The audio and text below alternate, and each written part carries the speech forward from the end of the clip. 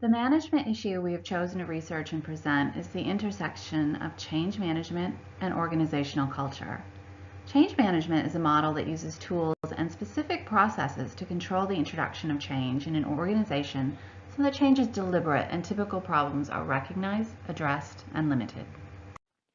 Organizational culture refers to the artifacts and behaviors, values, and assumptions of an organization. Organizational culture has been defined as a complex set of shared values, behavioral expectations, and common experiences and perceptions that can be deeply seated and often subconscious. Organizational culture is a major determinant of the success or failure of any change initiative. Change initiatives developed without considering culture often lead to negative outcomes. To those inside the organisation, the culture may be invisible, but it exerts a powerful force on how they respond to change. The culture is influenced by the attitudes of the individuals within the organisation, norms and operations and communication, as well as a shared history. And it in turn influences how things get done and how the organisation responds to change or perceived threats. Libraries are experiencing a time of ongoing change, with many exploring and embracing new ways of doing things in order to remain relevant and meet community expectations.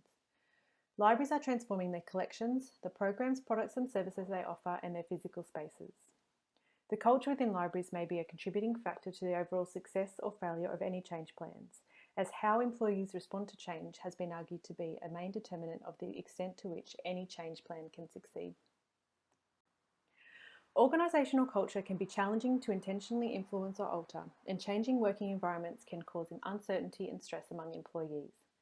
The literature suggests a number of factors influence the responses to change within an organisation. These include trust in managers, positive supporting working environments, participation in the change process, and positive communication. In a time of rapid evolution, libraries require staff to be dynamic and open to a changing business model. However, employees who are satisfied with the old way of doing things are likely to be resistant to change. Through our interviews with industry professionals, we both found the culture of the organisation was at times unsupportive of the changes taking place in the library space. When the current organisational culture does not support change, library managers must implement strategies to foster cultural change. This leads to the question: how can library managers promote a culture supportive of change to ensure a positive outcome? Change is a difficult issue for libraries and organizations in general, since no two are exactly alike, and models of change management can't always anticipate the range of human emotion experienced during management changes. So what model is best? Well, many libraries are implementing John Kotter's 8-step model of change management because it focuses first on behavioral change as a way of directly affecting cultural change. What is the Kotter 8-step model? This is a linear model of accomplishing change, and the 8 steps are divided into 3 categories: preparation, action, and grounding. Kotter has stated the most time-intensive step is the prep phase, and specifically creating a sense of urgency.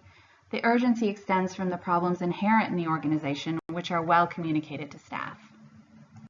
The next phase is the action phase, where resistance to change first appears. Kotter states that the best way to deal with resistance is to empower employees to be proactive, since employees won't help or can't help if they feel powerless. Resistance to change occurs for many reasons, and Kotter advances the idea of short-term wins as a way to clearly show people that 1, their effort is worthwhile, and 2, to reward people who are going along with the changes.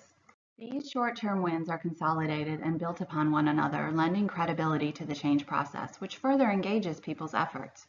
This leads to the final stage of the process where all of the changes are grounded in the new culture and in fact aren't thought of as changes anymore, but rather business as usual. This grounding happens at the end of the process when employees have recognized the relationship between the new course of action and the improvement in performance.